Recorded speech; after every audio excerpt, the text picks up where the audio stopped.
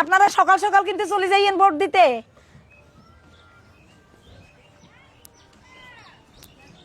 এই কেডাম নে হ্যাঁ এখানে কি চান কি? আমি তো এ বাড়িতে আসছি একটু ওই যে ভোটের ইলেকশনের জন্য একটু কথা বলতে মহিলাদের সাথে। ওরে বাবা, আপনি ভোট চাইতে গেছেন? একেবারে কোরআন শরীফ পড়ছেন না? জান্নাতের টিকিট।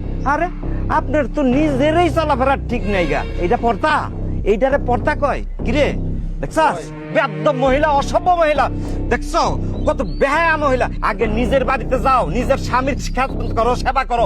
এখানে কে লেখা ছোট লোক নানকার। আর একদিন যদি এখানে আইসো একেবারে ধরে থাপড়ায় গানগুল ফাড়াইলাম। এমন করতেছেন কেন? গায়ে হাত দিচ্ছেন কেন? তোর লোকে কি ব্যবহার করবো? হ্যাঁ মানুষ চিনো? হ্যাঁ ভোট চাও, কত বড় সাহস! তুমি তো নিজে অসভ্য। আপনারা তখন থেকে ওনার সাথে এরকম ব্যবহার করছেন কেন? আরে আপনি জানেন না এই মহিলা বাড়ি বাড়ি গিয়া ব্রেন ওয়াশ করতেছে, ভোট চায়। উনি একটা জান্নাতের টিকিট দিয়া দিব সবাইরে। জান্নাতের টিকিট বিক্রি করছে মানে? ওনার ভোট চাওয়া তো একটা গণতান্ত্রিক অধিকার।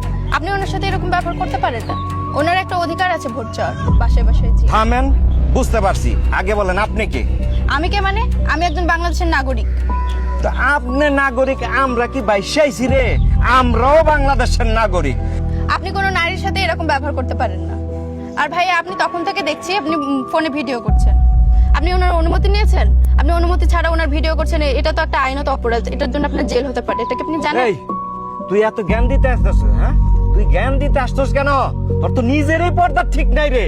হ্যাঁ তুই আবার আরেকজনের সাফাই গাইতেছস। যা এতে যা। এখনো সময় আছে, নারীদের সাথে সম্মান দিয়ে কথা বলুন। যাদের কাছে আমাদের মায়েরা নিরাপদ না, তাদের কাছে দেশটা কতটুকু নিরাপদ?